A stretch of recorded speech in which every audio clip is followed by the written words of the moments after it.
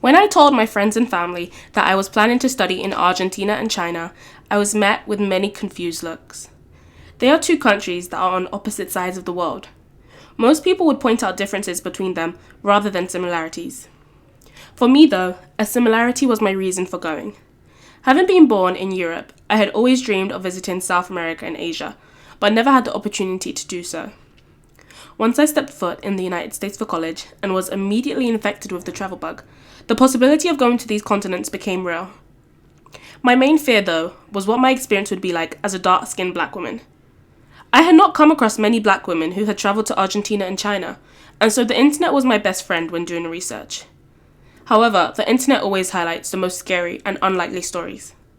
Initially nervous about what I had read, I listened to my gut and decided that I had to experience these countries for myself.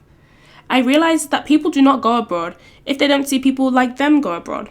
And so to break that cycle, I leaped out of my comfort zone and embarked on this rewarding study abroad adventure. I am so glad I listened to my gut, because while it wasn't a picture-perfect experience studying in these countries, I wouldn't have wished to be anywhere else. Argentina and China are countries that have very small black populations. My presence was obvious when I walked into a room, and people often looked at me curiously. These two countries taught me patience, as I was frequently asked where I was from and had to explain my cultural story. I learned how to be courageous as I traveled to different parts of the countries on solo trips, despite being nervous about my language abilities and the obvious fact that I was not from these countries.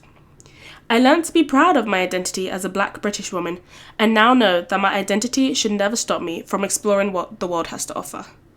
I hope that in the future, more people feel comfortable with being uncomfortable, leading to a world that is more welcoming and accommodating for everyone to experience. And I hope that you take a leap of faith when choosing where to study abroad. Carve your own path and be prepared for an adventurous summer, semester, or year.